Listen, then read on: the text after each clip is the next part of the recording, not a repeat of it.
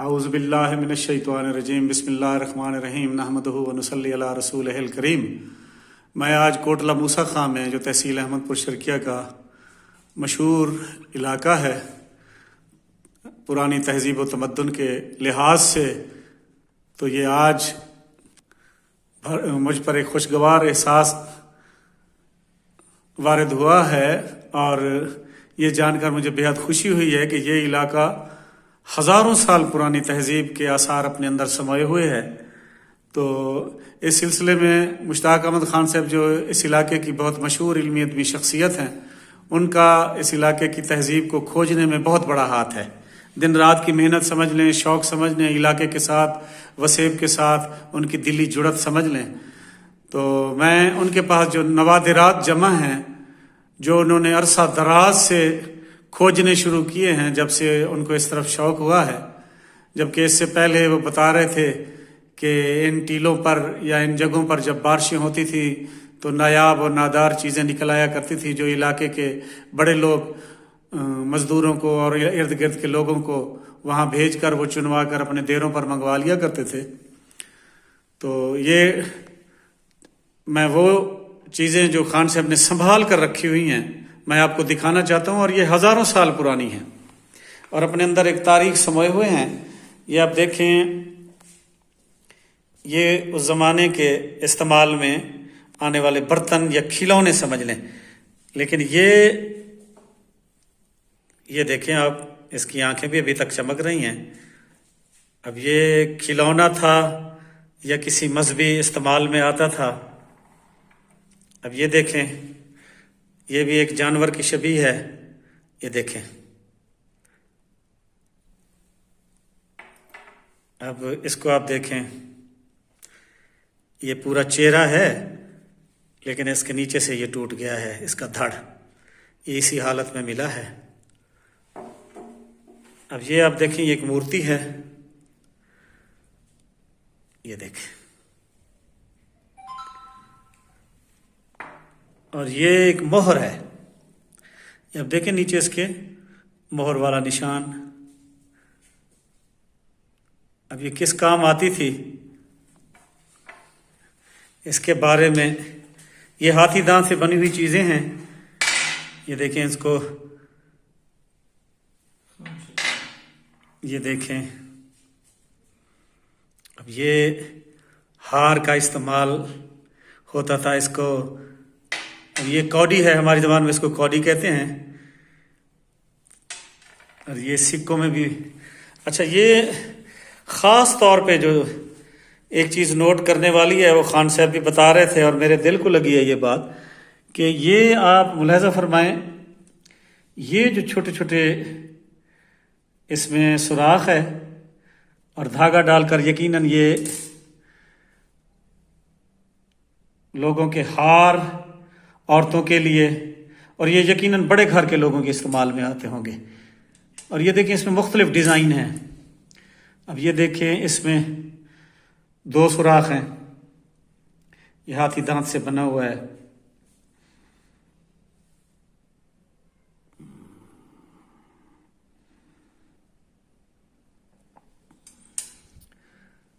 अब ये देखें, ये मोती है, हाथी दांत से बना हुआ है। ये है, यानी जैसे कारोबारी लोग चीज़ें बेचने के लिए एक ही किस्म की शय के मुख्तलिफ डिज़ाइन तैयार करते हैं ताकि उनमें जिद्दत और ख़ूबसूरती पैदा हो और लोग ज़्यादा से ज़्यादा ख़रीदें। अब ये देखें, इसमें भी सुराख है, ये देखें।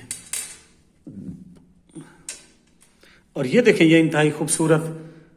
और ये देखें, इसमें एक सुराख ये है, और खूबसूरती के लिए देखें इसमें कितना मेहनत की गई है। अच्छा, इसमें जो असल बात खान साहब बता रहे थे और मेरे भी दिल को लगी, कि ये शहर हंसता बसता शहर था और लोग जो थे चीज़ें तैयार कर रहे थे। ये देखें ना, ये खाम माल है और ये बेहतरीन हालत में। अब इसको किस शक्ल में ढालना था कारीगरों ने कि अचानक इस शहर पर उफ्ताद आन पड़ी और ये लूट मार का शिकार हो गया। और बिल्कुल वो खान साहब की बात दिल को लगी है कि उस ज़माने में ये रिवाज था कि घरों को जला दिया जाता था जहाँ फाते आते थे। तो यहाँ जले हुए खाम माल के टुकड़े भी मौजूद थे जो गवाही दे रहे थे कि ये हंसता बसता शहर था, कारोबार हो रहा था, दुकानदार और कारीगर लोग अपने घर का सिस्टम चलाने के लिए, निज़ाम चलाने के लिए रोजी रोटी में मशगूल थे। और फिर हमला आवरों ने इस इलाके को फतह करने के बाद आग लगा दी और लूट मार की। ये देखें, ये वही खाम माल है और जला हुआ है। ये देखें ना, जैसे वो मैंने आपको दिखाया है हारों में इस्तेमाल होने के लिए मुख्तलिफ डिज़ाइन के वो तैयार जिनमें सुराख निकले हुए थे, ये उन्हीं में से एक है, लेकिन ये जली हुई हालत में है। इसका मतलब है कि हमला आवरों ने इस शहर को जला दिया था। और ये रिवाज होता था उस जमाने में। ये जिस शहर की मैं आपको तारीख बता रहा हूं, अभी ये तारीख वाज़े हो जाएगी हमारी बात, ये तकरीबन 2-2.5 हज़ार साल पुरानी बातें हैं ये। अब मैं आपको उस दौर के सिक्के दिखाऊं जो कम से कम 8-10 अदवार से ताल्लुक़ रखते हैं। अब इन पर जो तहरीरें हैं वो हम तो पढ़ने से कासिर हैं, लेकिन ये सिक्के अपनी तहरीरों के ज़रिए अपने अदवार की याद दिला रहे हैं। ये देखें, इस सिक्के को आप देखें, ये देखें, तस्वीर बनी हुई है और तहरीर भी है और इसकी उल्टी तरफ भी।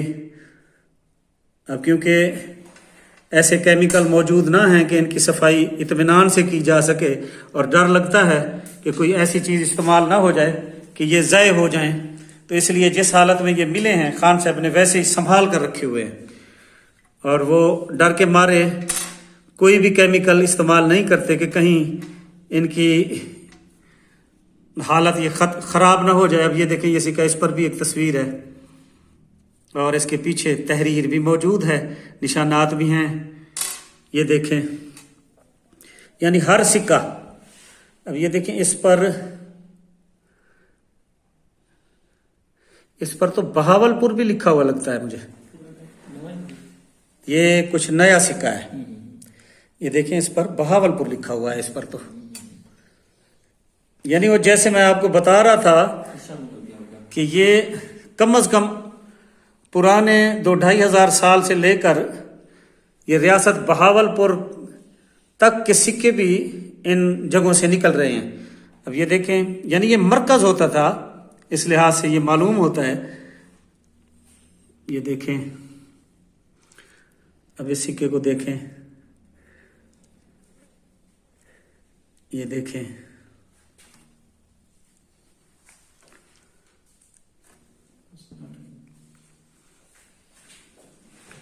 ये देखें,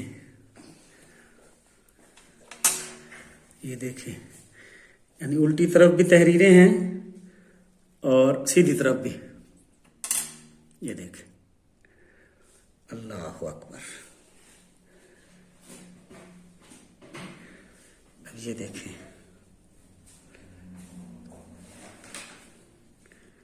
किसी जानवर की तस्वीर बनी हुई है और ये देखें, इस तरफ किसी शबी, इंसानी शबी से मिलती जुलती। अब ये देखें, इस पर ये साफ तहरीर है, लेकिन किस ज़बान में है समझ से बालता है। ये देखें,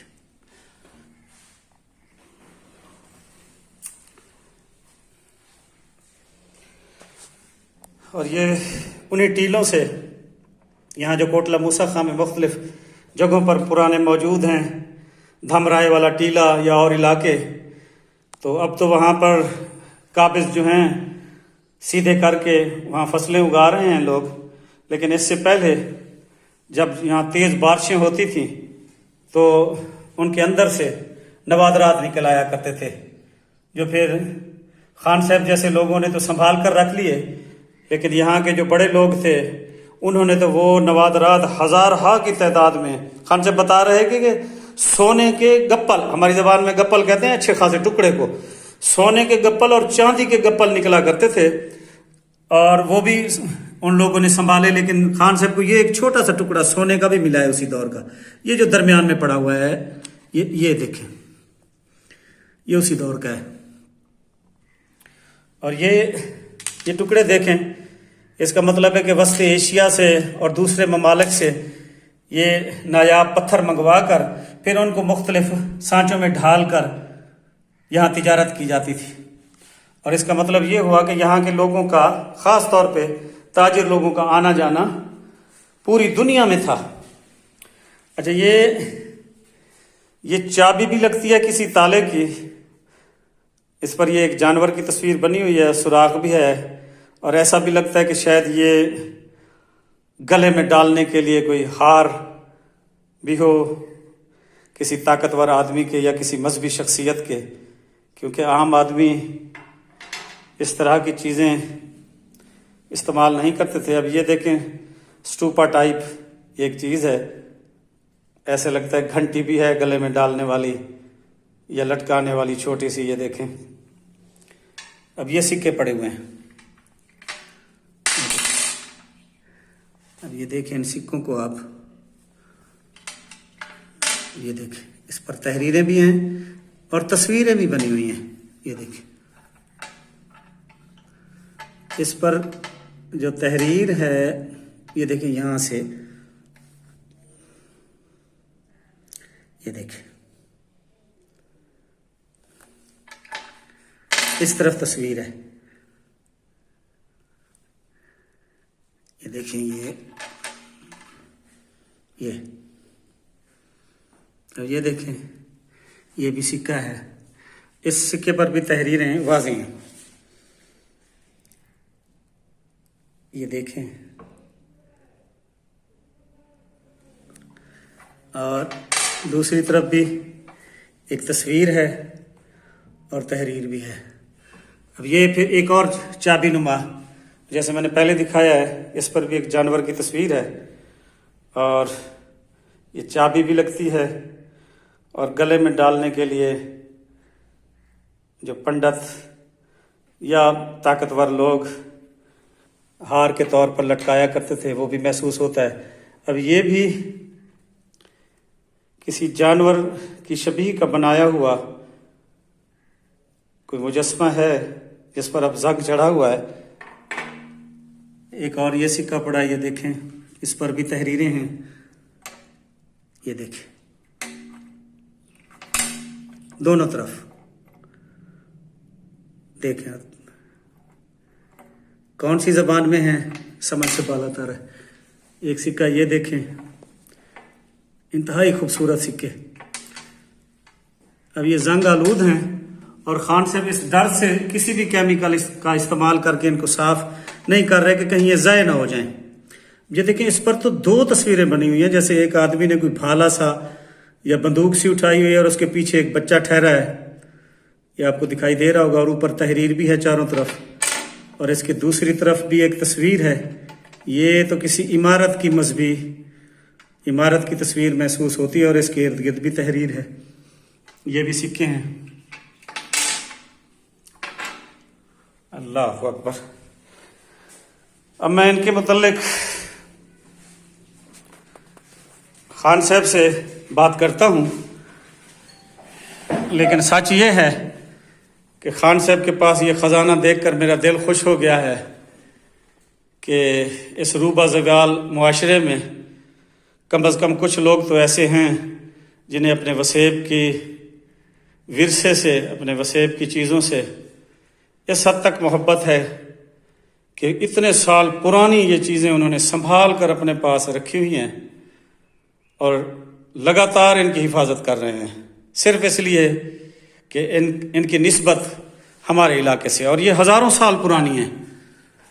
क्योंकि ये सिक्के जो हैं, इनका ताल्लुक 8 या 10 अदवार उनसे है, वो जो BC सन कहलाते थे। मैं अब खान साहब से बात करता हूँ, वही आपको तफसील बताएंगे। खान साहब जी। खान साहब, बेहद शुक्रिया। जैसे मैंने अर्ज की थी कि हक तक पहुंचने के लिए शक से शुरू होना पड़ता है, तो मैं सब मुहक्किकीन को, जो मौरखीन हैं, तारीख से दिलचस्पी रखने वाले अहले फिक्र नज़र, सबको दावत देता हूँ कि इस चीज़ को देखने के बाद जो ना वो ज़रूर तहकीक करें और बताएं कि क्या कोटला मूसा खां, जिसे तारीख में धमराए का टिब्बा कहा जाता है, क्या ये पुराना कोटला मूसा खां पुराना उच्च है या जो नया उच्च है।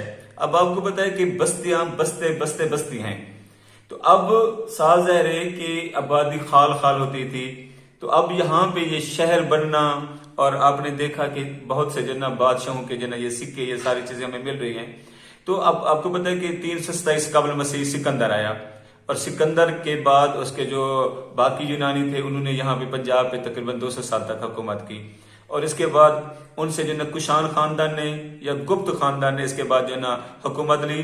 फिर बाद में जो होंड आए उन्होंने यहाँ के तहजीबी विरसे को जो ना तबाह बर्बाद किया। तो मेरा ख्याल है कि अगर इस पे गौर किया जाए तो जो उच्च है, जदीद उच्च, वो कदीम उच्च कोटला मूसा खां है, वो जदीद उच्च जो है ना वो कदीम उच्च नहीं है। और इसकी बहुत ज्यादा हमें मिसालें मिलती हैं, जो भी उस दौर की किताबें, जैसे पिटालमी का मैंने जिक्र किया कि 150 कबल मसीह। अच्छा, या ये देखें कि ये सामने चीज है, अगर किसी जगह पे कोई शरीफ में ऐसी चीजें मिलती हैं तो हम तस्लीम कर लेते हैं कि कदीम उच्च वही है, वरना जो ना इस पहलू पे जरूर गौर किया जाए कि ये कोटला मूसा खां जो था ये हजारों साल पुराना जो है ना पुराना उच्च यही था। अब इस जगह पे आप देखें कि हम देख रहे हैं कि ये मिट्टी, पुख्ता मिट्टी के बने हुए बर्तन, खिलौने, बुत और ये यूनानी असर आपको ज्यादा नजर आए। इस दौर को हम कहते हैं इंडो ग्रीक पीरियड, यानी जब यूनानी भी थे और उनके बाद बाख्तरी यूनानियों के बाद यहाँ पे जो ना कुशान खानदान और उसके बाद जो ना गुप्त खानदान ने जो ना हुकूमत की है, और बुद्ध मत ही सबसे बड़ा जो ना यहाँ पे मजहब रहा है। जैसे मैं कह रहा था कि सुबह भी हम बहुत बड़े दुख का इजहार कर रहे थे कि यहाँ पे जो एक विहार था, ठुल था, वो खत्म हो गया है। अब ये इन चीजों को संभाल के रखने का मतलब हर जगह पे जो ना हमारे जो ना वो बिखरे हुए हैं तहजीबी असर। अब मुंदेशीर वहां पे भी जो ना वो 9 गजी कबर है, अली असहाब वहां पे भी 9 गजी कबर है, इसी तरह से। और ये सिर्फ और सिर्फ जो ना जो तारीख वाले वो ये कहते हैं कि ये बुद्ध मत के असर है, बुद्ध मत के अलामात हैं। अच्छा, अब इसी तरह किलांज वाले में देख लें, अच्छा इसको देख लें, अपना डिरावर में देख लें, हर जगह में बुद्ध मत जो है ना। इसी तरह सोई विहार बिल्कुल हमारे साथ है, और साथ ही कक्कर हार वही यानी बिहार की एक बिगड़ी हुई जो ना वो शक्ल है। तो बुद्ध मत यहाँ पे गालिब मजहब रहा है, और ये अलामत, और यूनानियों ने भी बाद में जो ना बुद्ध मजहब को ही कबूल कर लिया था। तो ये सारी चीजें हमें दावत देती हैं कि हम गौर फिक्र करें, सोचें, और जा बजा जो जेर जमीन हमारे जो ना वो बाज़ औक़ात वो दफीने, वो खजाने बह आ जाते हैं, और हम उन्हें बजाय इसके के महफूज करें। मैं कहता हूँ कि ये आलमी विरसा है, ये हम सब का इंसानी विरसा है, हमें इसे महफूज करना चाहिए। मैं आपको मुबारकबाद देता हूं कि आप अपने आराम की परवाह नहीं करते, आप हर जगह पे दौड़े दौड़े फिर रहे हैं कि इस विरसे को आज अगर वो ठुल या जो विहार था वो मौजूद नहीं है तो हम अपनी नस्लों को कैसे दिखाएं।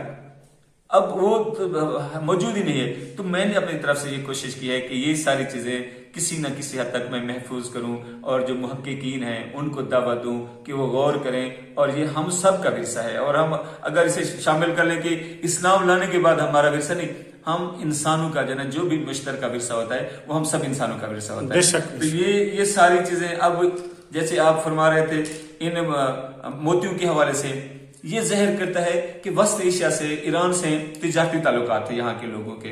अब ये इन सिक्कों पे एक गलती से वो बहावलपुर वाला शामिल हो गया, क्योंकि मेरी कलेक्शन में और भी बहुत से सिक्के, तो ये आज गलती से आ गया, वरना जो ना ये तो इतना पुराना, यानी मैं कह सकता हूँ कि हम जब गए थे नेशनल म्यूजियम में तो उन्होंने बताया था कि आप जो सिक्का है ये 135 BC का है, यानी हजरत ईसा से भी 135 साल कबल। तो ये बहुत पुरानी चीजें हैं, और मैं फख्र महसूस करता हूँ कि मैं कोटला मूसा खां की मट्टी से जो ना मेरा खमीर उठा है, और मुझे खुशी है कि मैं सबको दावत दे रहा हूँ कि वो आए कोटला मूसा खां के हवाले से। और बल्कि हर जगह पे मेरा फिर यही पैगाम होगा कि हम महफूज करें, इस तहजीबी विरसे को महफूज करें, और जिस जगह पे भी ये चीज मिले वो जो अहले दानिश हैं, बाशूर लोग हैं, उन तक महफूज किया जाए, ताकि जो हमारी नस्लें जो ना इस तहजीबी विरसे को महफूज कर सकें, और हम फख्र कर सकें कि जब अभी दुनिया आंख खोल रही थी तो उस वक्त यहाँ पे भी हमारी तहजीब जो थी वो सबसे आगे अरूज याफ्ता थी। वाह भाई। तो अब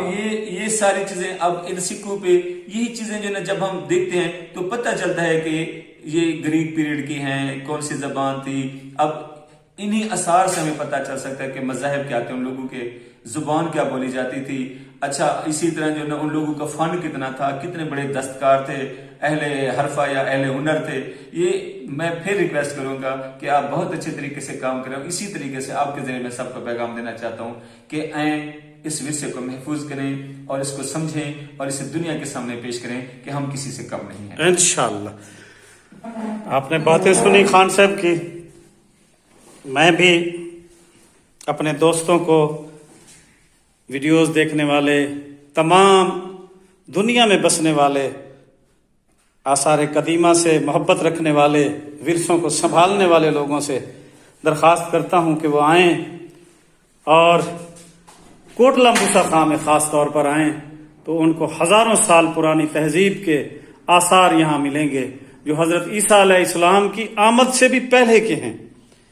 इन सिक्कों पर तहरीरें और जो शबीहें मौजूद हैं, इनकी रिसर्च से ये पता चला है कि ये हज़रत ईसा अलैहिस्सलाम की आमद से भी पहले के सिक्के हैं। और इसका मतलब ये है कि ये दूर उफ्तादा इलाका न था ये कोटला मूसा खान, और ये इर्द गिर्द बढ़ने अब जो आबाद हैं बड़े बड़े शहर, उस वक्त उन शहरों का नामो निशान ना था, बल्कि ये शहर बड़े बड़े बादशाहों का, बड़े बड़े नामवर लोगों का पाया तख्त हुआ करता था और यहाँ एक दुनिया आबाद थी।